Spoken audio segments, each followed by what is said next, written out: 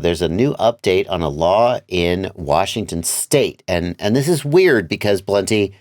Well, usually when we talk about drone registration and drone regulation, we're talking about federal regulations, but in this case, it looks like Washington State is going to require you register the drones with the state Yes, so DOT.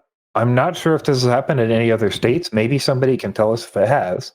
But this April 1st, which is a couple days from now, if you're in Washington State, the Department of Transportation in Washington State now requires you to pay a $15 yearly registration in addition to your FAA registration if you're doing commercial work with your drone. So, Oh, yeah.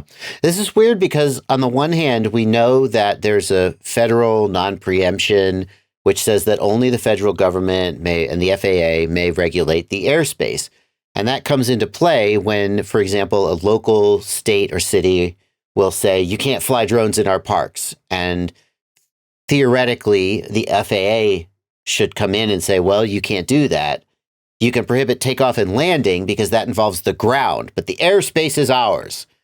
So it's a little weird here, but it doesn't seem, and I'm not a lawyer, but it doesn't seem like this steps on non-preemption. Requiring you to register the drone to possess it is what the state is doing, or not necessarily regulating the airspace, or are they? I mean, I don't know. You're not a lawyer either. I think they're regulating commercial operations with the device.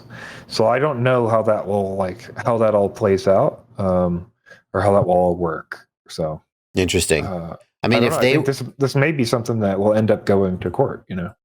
Yeah. I mean, I think this is not a clear cut.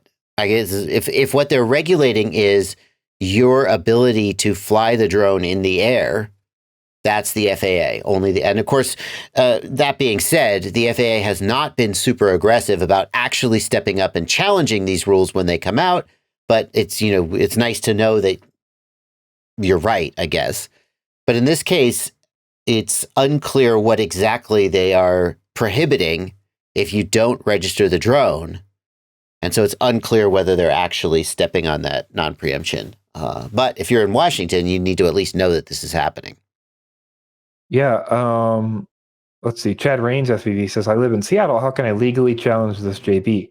So I would say probably one of the good resources to go to is the UAS Law and News group on Facebook.